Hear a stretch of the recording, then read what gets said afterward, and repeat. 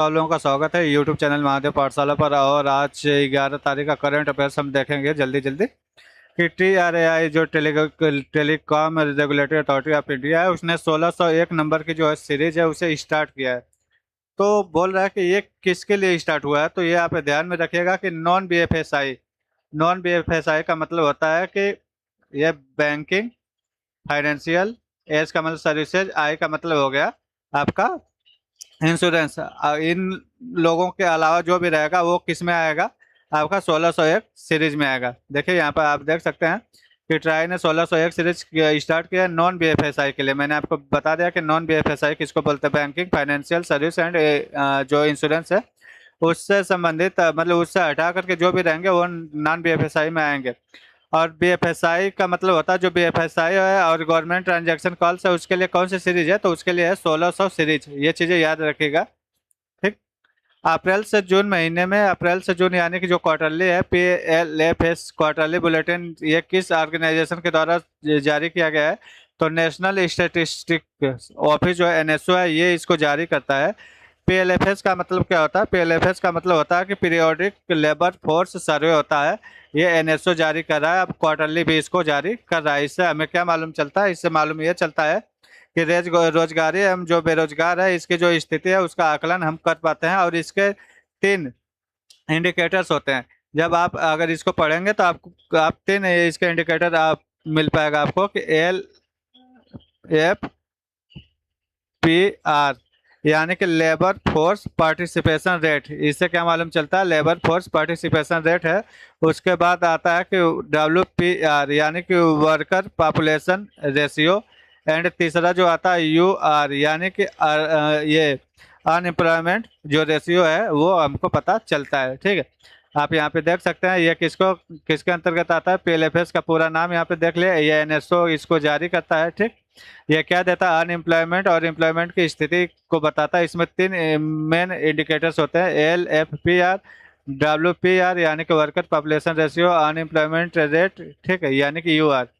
देखिए यहाँ पर पूछ भी लिया कि PLFS लेबर मार्केट रिपोर्टिंग के प्रमुख 3 इंडिकेटर्स कौन है, तो मैंने आपको बताया कि LFPR, WPR और UR है। LFPR का मतलब वही है कि लेबर फोर्स पार्टिसिपेशन रेट है, और WPR का मतलब है कि वर्कर पॉपुलेशन रेशियो, जबकि UR का मतलब है कि अनएम्प्लॉयमेंट रेट है। ये तीनों जो है लेबर मार्केट की स्थिति समझने में क्या करते हैं, हमें मदद करते हैं। पूछा जा रहा है कि 2026 में जो जेम है ना, यानी कि गवर्नमेंट ई मार्केट प्लेस है, इसको कितने साल हो गए, जेम को कितने साल हो गए। तो देखिए याद रखिए कि 9 अगस्त 2016 में सबसे पहले इसको इंट्रोड्यूस किया गया था, यानी कि सबसे पहले ये लागू हुआ था।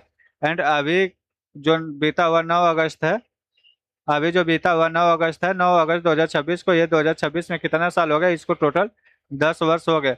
यह क्यों आया था, तो जो जेम का आने का मतलब ये है कि जो सामानें होते, जो गुड्स एंड सर्विसेज होते हैं, इनको एक ट्रांसपेरेंट यानी कि जो खरीदारी हो रही है ये सरकार के भी सामने हो और जो ग्राहक है उसके भी सामने एक पारदर्शिता हो, एक उचित मूल्य पर इसको बेचा और खरीदा जा सके। ठीक है, तो इसको अभी कितने साल, 10 साल हुए हैं। ये 9 अगस्त 2016 को लॉन्च हुआ था, 2026 में ये गवर्नमेंट प्रोक्योरमेंट का ये डिजिटल प्लेटफॉर्म है। अगला सवाल है कि दुबई को रिसेंट फर्स्ट मस्टर्ड जो हनी एक्सपोर्ट है वो किस राज्य के द्वारा किया गया है, तो ये त्रिपुरा के द्वारा किया गया है। और ये पहला भारत का जो है पहला ट्रांसशिपमेंट है जो विदेश में किया गया है। ठीक है, प्रोडक्ट क्या है, मस्टर्ड हनी था। डेस्टिनेशन क्या है, वो दुबई किया गया है। एक्सपोर्ट किसके द्वारा किया गया, APEDA के द्वारा किया गया।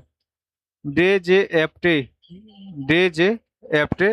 इसने क्या किया है, DGFT ने किन स्कीम्स के एप्लीकेशन में फिजिकल ड्यूटी जो है वो पेमेंट चालान की रिक्वायरमेंट हटा दी है, तो ये एडवांस ऑथराइजेशन यानी कि AA एंड EPCG, इसमें ये चालान हटा दिया है। ठीक है, DGFT का मतलब क्या है कि directorate general of foreign trade है। ठीक है, अगला सवाल है कि NYPS 2.0 किस मिनिस्ट्री के अंतर्गत आता है, तो ये कौन है, ये एक नेशनल यूथ वाला स्कीम है। तो नेशनल यूथ और किस में आएगा, यूथ अफेयर्स एंड स्पोर्ट्स में आएगा। ठीक है, NYPS national youth parliament scheme. ये वाला यूथ गलत है, यूथ होता नहीं है, पार्लियामेंट्री जो अफेयर्स है उसी में आता है, ठीक है। अगला जो सवाल है कि अर्बन प्लानिंग में GIS का फुल फॉर्म क्या है? तो जियोग्राफिकल इंफॉर्मेशन सिस्टम है, सिस्टम है, सर्विस नहीं है, सिस्टम है, ठीक है। जियोग्राफिक इंफॉर्मेशन सिस्टम है। इसमें अर्बन प्लानिंग मैप्स और स्पेटिकल डाटा एनालाइज करने के लिए ये होता है, लैंड यूज के लिए भी होता है, जो इंफ्रास्ट्रक्चर प्लानिंग है उसका भी उपयोग इसमें किया जाता है। अगला सवाल है कि IIHT जो सूत्रा 2026 है वो किस सेक्टर से संबंधित है? तो ये हैंडलूम से, यानी कि जो हाथ से बनाने वाली चीजें होती है, हथकरघा जो उद्योग है उससे संबंधित है। IIHT का फुल फॉर्म क्या है? तो Indian institute of handloom technology. ये एक टेक्नोलॉजी है किसके लिए? हैंडलूम के लिए, यानी कि जो हाथ से चीजें बनाई जाती है उसके लिए। नेशनल रिवर इंटरलिंकिंग प्रोग्राम किस मिनिस्ट्री के अंतर्गत आती है? तो यह जल शक्ति जो मंत्रालय है उसके अंतर्गत आती है। इसमें जो दो नदियां होती है या जो मतलब कई नदियां भी होती है तो उनको एक दूसरे को इंटरलिंक करने के लिए ये काम आता है। कार्यक्रम river basin water availability management या इरिगेशन और ड्रिंकिंग वाटर नीड्स से संबंधित है, ठीक है।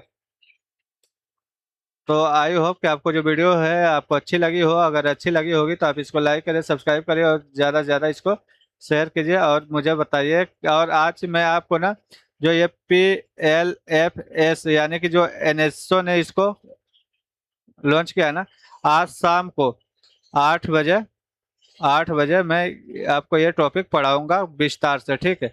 कि क्या होता है PLFS, क्या होता है NSO, ठीक है। कैसे ये आंकड़े जारी करते हैं, सब चीजें बताऊंगा। तो आप 8 बजे मेरा वीडियो देखिएगा, ठीक है।